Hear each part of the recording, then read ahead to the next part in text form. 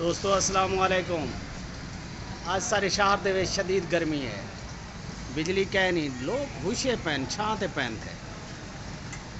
असा कि दिखाऊँ अपने इलाके दा हाल, ये गर्मी दा हाल।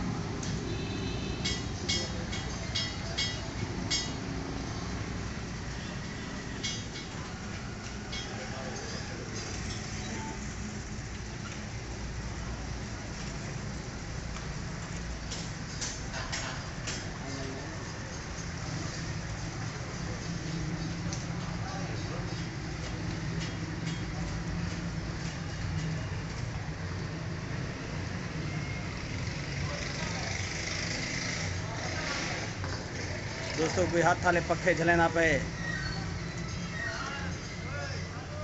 दर्जा हरारत 44 डिग्री होते हैं।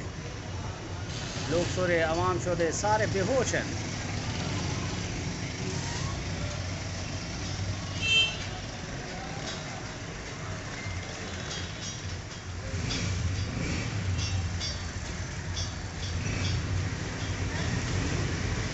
चलो असा आके अपने दोस्तों को अपने इलाके दी गर्मी का भी दीदार करवाऊँ, लेकिन सारे चैनल को सब्सक्राइब करे सो और घंटी वाले निशान को भी दबे सो।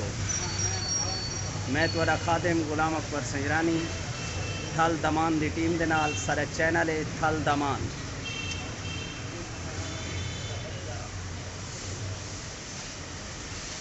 आज इतनी शदीद गर्मी है,